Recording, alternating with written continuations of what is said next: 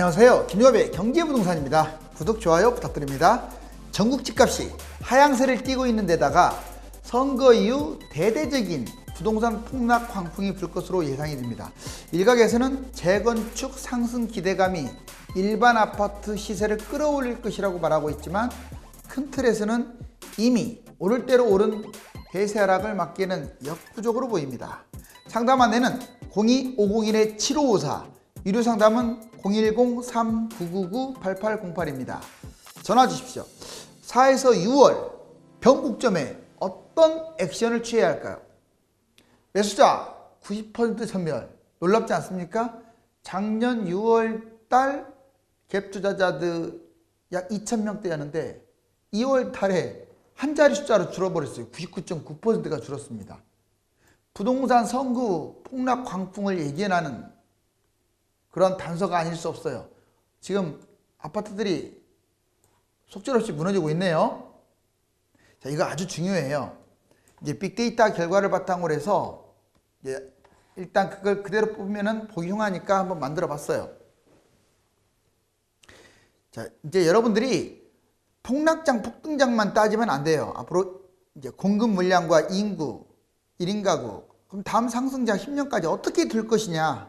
솔직히 이런 얘기는 잘 안 하고 있잖아요. 지금 코앞만 얘기하고 있지.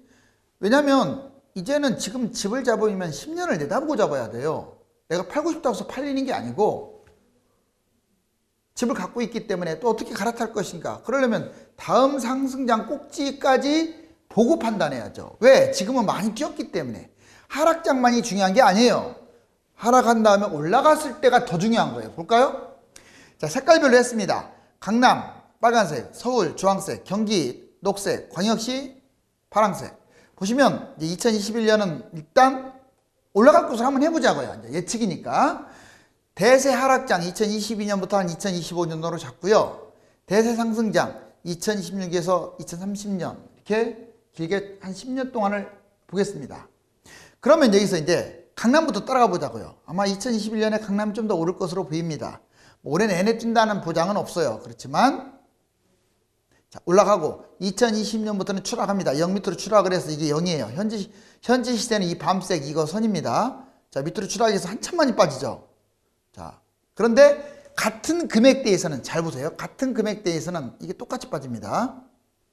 뭐 강남이라고 더 빠지고 지방이라고 안 빠지고 이거 아니에요. 똑같은 10억짜리는 거의 비슷하게 빠질 거라고 보여지면 돼요. 약간 차등이 있을지 몰라도 비슷하게. 다만 강남이 많이 빠지는 이유는 비싼 아파트가 많기 때문에 많이 빠지는 거예요. 같은 금액대에서는 같은 20억짜리는 똑같이 빠진다고요. 그 전제를 잊어서는 안 돼요.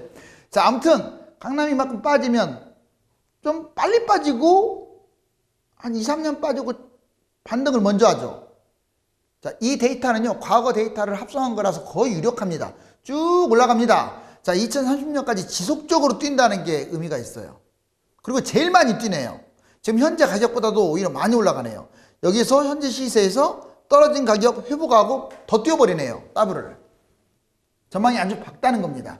그런데 이제 서울 보자고요. 서울 주황색. 서울 주황색은 조금 더 길게 떨어지죠. 하락폭은 같은 금액대에서 똑같지만. 그런데 상승 보세요. 자, 0은 넘어가네요. 현재 시세는 넘어가지만 강남만큼 같은 금액대에서 강남만큼 많이 뛰지는 못합니다.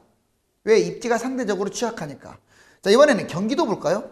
경기도는 녹색입니다. 자, 이제 올해 비슷하게 올라간다고 치고, 자, 이제 하락 길게 떨어집니다. 길게.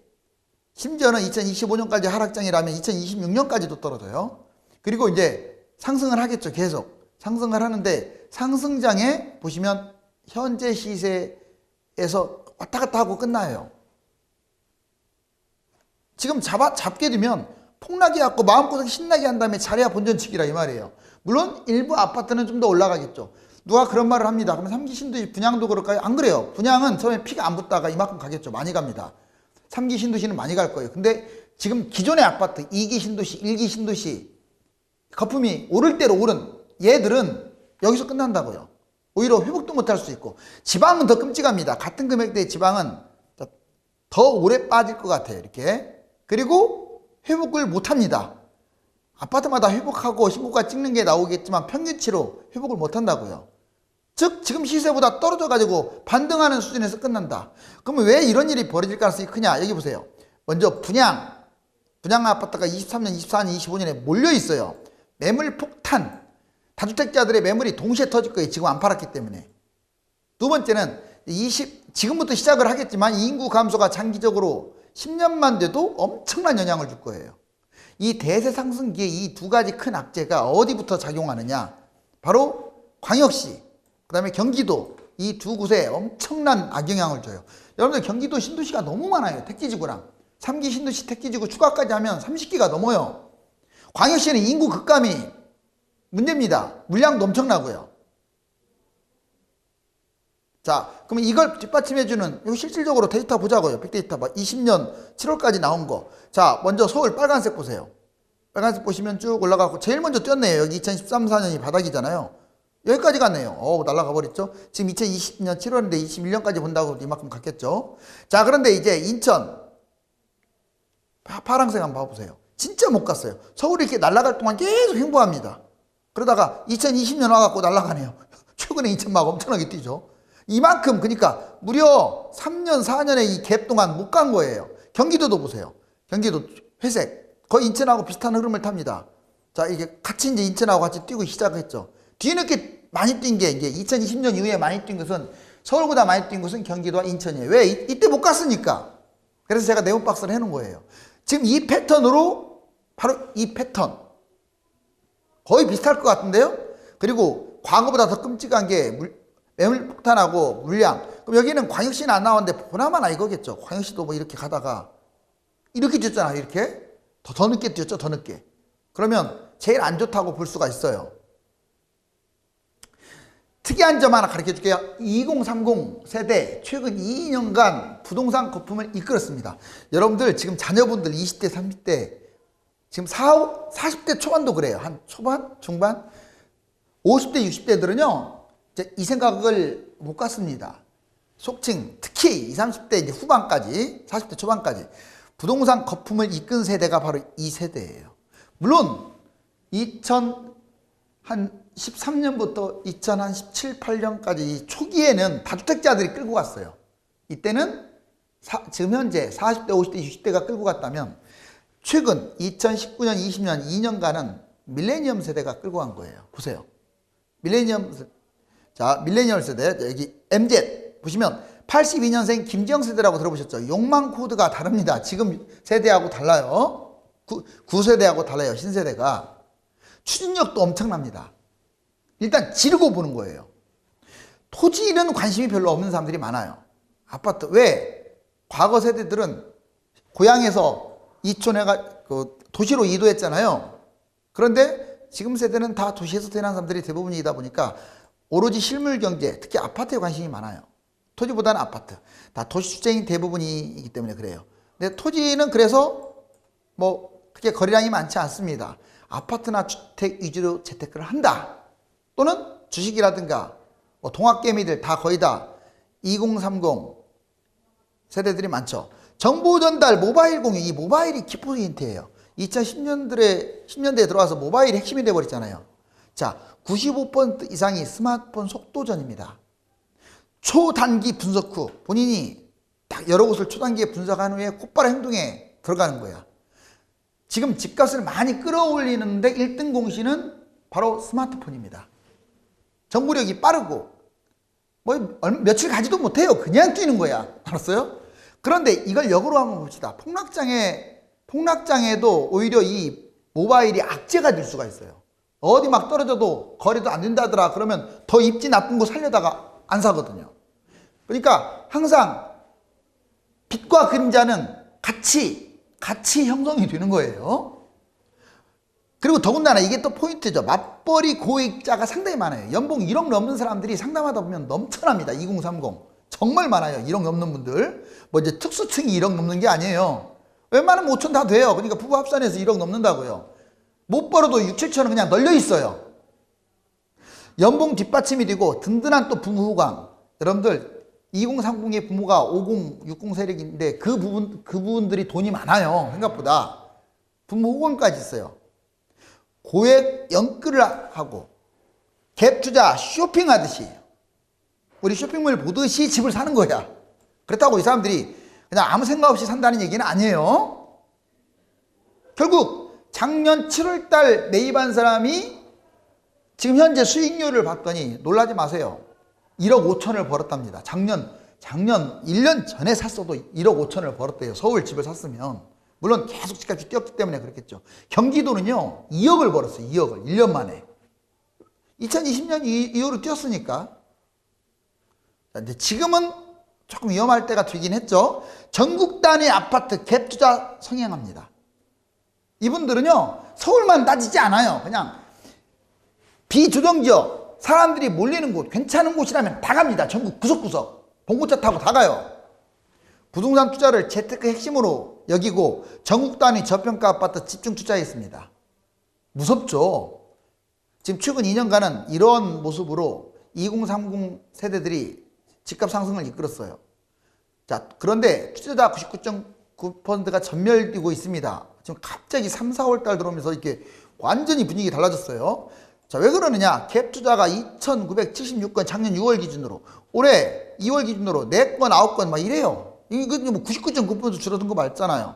왜냐하면 갭 투자가 투자의 핵심이에요. 만약 갭 투자가 생기지 않으면 집값 안 올라가요. 실거주하는 사람이 몇 명이나 있겠어요. 그 다음에 전세값 2개월 하락 추세. 그러다 보니까 전세가율이 이제 전세가가 계속 내려가다 보니까 불안한 거야 이제. 갭 투자하는 사람들이. 그리고 차명 다른 사람 이름으로 집을 사는 사람들 많다는 거 알 거예요. 아마 주변에 다 있을 거예요. 강력하게 지금 색출하고 있습니다. 벌써 98명이 잡혔고요. 부동산은 이게 출발한 지 얼마 되지도 않는데, 그래서 이거 지금 원천 차단하고 있기 때문에 이제 도미노로 엮일 거예요. 굴비 엮이듯이. 다른 사람 이름으로 뭐 집 잡은 사람들 있잖아요. 아마 세금 조사 들어갈 거예요. 그렇게 되면 이제 다른 사람 이름으로 집을 잡기가 어렵겠죠. 세금 폭탄. 집을 잡는 순간, 무주택 아니면은 집을 잡는 순간 취득세, 보유세, 양도세 폭탄이 생겨버려요. 이제 이것도 힘들어졌지. 차명. 그 다음에 외지인들, 외국인 포함입니다. 외지인들 22.7%에서 10%로 급감했어요. 외지인 투자자들은 다 갭 투자자인데, 아까 말했잖아요. 갭 투자가 이렇게 줄어들었는데 무슨 투자자가 늘어났겠어요? 그리고 거래량 천문학적으로 신기록을 지금 기록하고 있어요. 서울 2,000건밖에 안 돼요. 지금 급감하고 있습니다. 2월보다 3월보다 4월이 지금 줄겠죠. 4월, 6월 변곡점. 그래서 이제 4월, 6월이 변곡점 아니냐는 이야기가 나오죠. 이게 지금 0%입니다. 0%. 지금 집값 하락한 게 아니에요. 하향세 한 이 정도 됐어요. 이 정도. 약간 플러스에서 돌고 있는데, 시세는 플러스일지 몰라도 거래한 것들은 반절 정도가 하락한 거예요. 금매도 안 팔리고 있습니다. 일부 지역은. 아무튼 하향세. 그러면 얘가 4월달 이제 오늘 선거 끝으로 이제 오를 거냐 떨어질 거냐. 한 3개월이 변곡점인데, 먼저 집값이 다시 한번 폭등할 것이다. 왜? 지금 5번 떨어진 듯 하다가 이렇게 계속 폭등해서요. 이렇게. 재건축발 집값 폭등. 특히 이번에 누가 되든지 간에 재건축발 집값 폭등이 아마 일어날 것이다라고 예상을 합니다. 잠복한 매수자들. 지금은 여러분들이 아직까지 매도자가 불안한 거 아니에요. 매수자가 불안한 거예요. 사는 사람들이. 집 없는 사람들이. 영끌이 잠깐 멈춘 뿐이지 아직 심리가 완전히 죽었다고 할 수는 없어요. 만약 집값 올라가면 이 사람들 벌떼처럼 또 달라들어가고 집값 폭등할 거예요. 다주택자들 버티기 계속 할 생각인가 봅니다. 매물 안 토해내요. 왜? 양도세가 너무 세니까.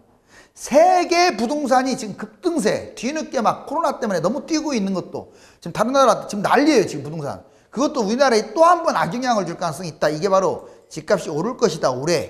올해로 일단 국한시켜서. 근데 아니다. 대세하락이다. 정부가 다 무슨 이유인지는 알겠죠. 이번 선거에서 뚜껑을 열어봐야겠지만 조금 패할 가능성이 좀 높다고 보잖아요. 여론조사 결과. 그러면 정책 전환이 완전히 이루어질 수 있어요. 왜냐? 내년 대선에 대한 위기감이 생기게 돼요. 이게 지금 보궐선거가 문제가 아니죠. 아무리 세금 좋아한다지만 정권 뺏기면 뭐가 좋겠어요. 그래서 이제는 부동산 때문에 지는 겁니다. 만약 현 정부가 이제 보궐선거에서 이긴다면 국민 지지도가 높은 거지만, 만약 진다면 100% 부동산이에요. 부동산 실패, 부패. LH 막 그런 것처럼. 자, 그 다음에 공급 규제, 양면대 정책. 이제 공급도 하면서 그동안은 규제를 위한 규제를 했지만 이제는 실질적인 규제 있잖아요. 갭 투자라든가 다주택자들. 집값 거품 심리가 전환될 수 있습니다. 집값이 너무 지금 비싸니까. 그럼 거래 실종도 이거 좀 위기긴 해요. 거래 실종. 매수자가 안 나타나면, 매수자가 안 사버리면 너무 집값이 지금 비싸니까 대출 규제도 심하고 그러면 떨어질 수밖에 없잖아요. 아무튼 지금 팽팽하게 줄다리기 하는데, 자, 원래는 2021년하고 2022년 초까지는 올라갈 확률이 높다라고 다 얘기를 했잖아요. 그런데 분명히 하향세를 타고 있는 이 상황에서 저는 반반 팽팽하다고 봅니다. 그래서 분명한 것은 지금 사는 것보다 4월 상황 보고 사는 게 더 싸요. 알았어요? 자, 이제 부동산 데드 크로스, 단기 이동 평균선이 이미 무너진 것 같아요. 주식에서 많이 쓰는 용어인데, 자, 단기 상승이 장기보다 이렇게 올라가게 되면 골든 크로스라고 그래요. 그 다음에 이 까만색, 이 빨간색 장기보다 까만색 단기가 확 내려가 버리면 데드 크로스라고 그래요. 여기 보세요. 자, 일단 이게 장기, 분홍색이 장기고 초단기가 이 파란색으로 보자고요. 자, 장기적인 선이 지금 계속 올라가고 있네요. 근데 파란색 보세요. 확 꺾이고 있죠. 여기 보시면 꺾였잖아요. 여기요. 아직은 이 빨간색 장기 쪽으로 떨어지진 않았지만 좀 더 내려오면 데드크로스가 형성됩니다. 즉 집값 대세 하락의 기운이 감돌고 있어요. 이거 수도권입니다. 이동평균선. 자, 이번에도 광역시를 보자고요. 광역시. 자, 이게 지금 분홍색이 지금 장기예요. 장기. 꾸준히 올라가고 있죠. 근데 이 파란색이 단기입니다. 확 꺾였죠. 이렇게. 여기 보시면. 아직은 완전 역전 안 됐는데 이제 역전 코앞에 있습니다. 역전이 이렇게 되면 데드크로스가 형성되는 거예요. 이 그래프나 이런 것들은 여러분들 무시 못해요. 물론 이렇게 계속 빠질지 어쩔지는 또 여기서 또 봐야지만 일단 지금 꺾이고 있는 건 좋은 징조가 아니에요. 즉 집값 상승해서 하락으로 급나가는 데드크로스 위험성이 있다. 땅집고에서 한번 포함해왔어요. 자, 여기 보시면 서울 매물 들었는데 재건축 단지는 신고가. 지금 양면성이 같이 일어나고 있어요. 자, 모든 구, 서대문구, 도문구, 중랑구, 송파구, 관악구, 빨간색 보세요. 자, 지금 매물이 쌓이고 있어. 저번 달에 비해서 지금 매물이 빨간색이 늘어나고 있죠. 여기 보세요. 공시가 세금 급증에 6월 말 팔자. 한 달 새 매물 10% 늘었다. 지금 매물이 늘어났다는 거예요. 저번 달에 비해서. 서대문구, 도봉구, 중랑구, 송파구, 관악구. 여기만 그러겠습니까? 전반적으로 다 그래요. 지금 1개월 전에 서울 전체가 4만 건이었는데 4만 7천 건으로 늘어났잖아요.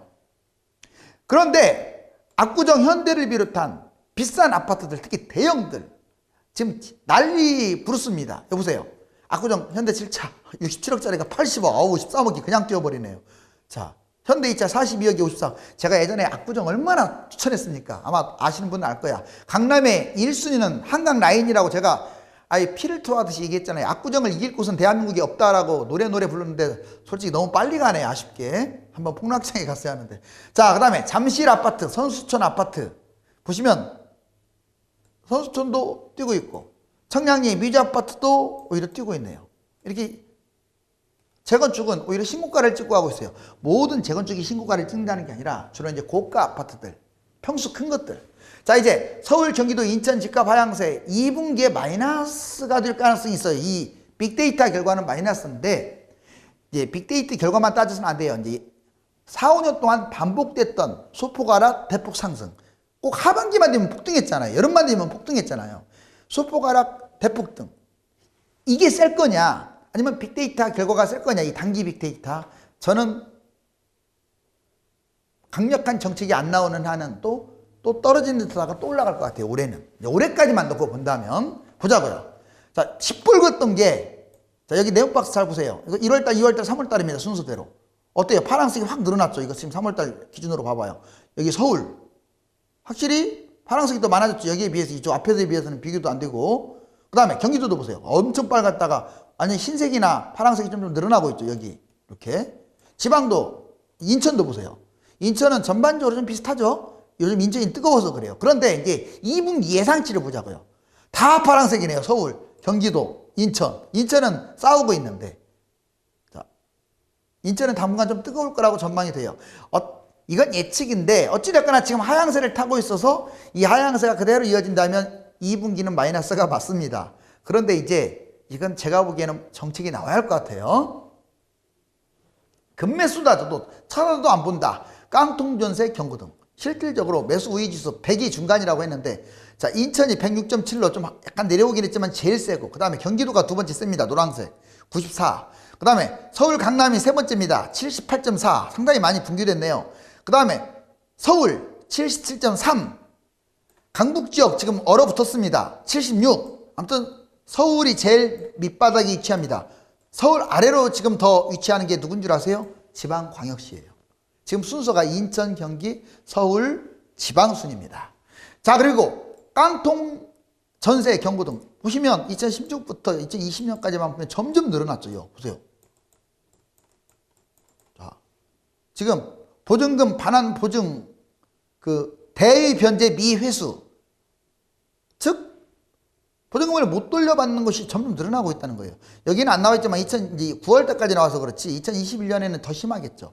근데 지금 상승장인데도 이 모양인데 만약에 하락장으로 접어들면 엄청 몇만 단위로 늘어날 가능성이 커요. 지금 여기 1000단위인데 그러면 전세값 전세 살면 위험하겠네? 그렇죠. 이걸로 보면 전세 사는 사람들은 위험하죠. 근데 더 위험한 사람들이 누군 줄 아세요? 다주택자들이나 그 집주인들은 아예 그냥 폐가 망신인 거예요. 그 사람들 100개 들었다는 얘기 아닙니까? 이 상황이 됐다는 것은 도망도 가고. 그래서 너무 지금 다주택자들이라든가 무리한 영끌 갭투자자들 한번 고민 좀 해봐야 돼요. 자, 이제 전세값 배신 잠 못 지르는 갭투자 실질적으로 12월 달에 490건이나 지금 갭투자가 있었는데 1월 달 160, 2월 달 9건이에요. 여기 보세요. 제가 빅데이터 그대로 보여드리잖아요. 수도권 갭투자 상위 좀 엄청나네요. 자, 서울 면적. 그런데 대형이 지금 뛰고 있다는 걸 보여주려고요. 대형 평형. 18억, 19억, 22억. 오, 날라갔네요. 지금 19년에서 21년, 불과 2년 동안, 물론 금액이 비싸지만 4억이나 뛰었고요. 자, 중형은 2억밖에 안 뛰었네요. 그리고 소형은 1억밖에 안 뛰었네요. 자, 금액 상승폭도 대형이 더 커요. 지금 2년 동안. 그리고 금액은 압도적으로 크고. 자, 황금으로 된 펜트하우스가 거꾸로 되어 있네요. 집값이 추락하면 이 비싼 아파트들이 더 밑으로 추락하게 되겠죠. 2014년 이후 계속 오르기만 하던 집값이 2020년 이후 1년 4개월 동안 하루도 빠지지 않고 오르기만 하였습니다. 거품 봉기의 징조는 여러 곳에서 나타나고 있는데 아직도 3년간 대폭등이 이어질 것이라고 믿는 분들이 많은 것 같습니다. 다주택, 영끌, 갭투자로 이어지는 세 가지 위기 루트를 주목하시기 바랍니다. 감사합니다.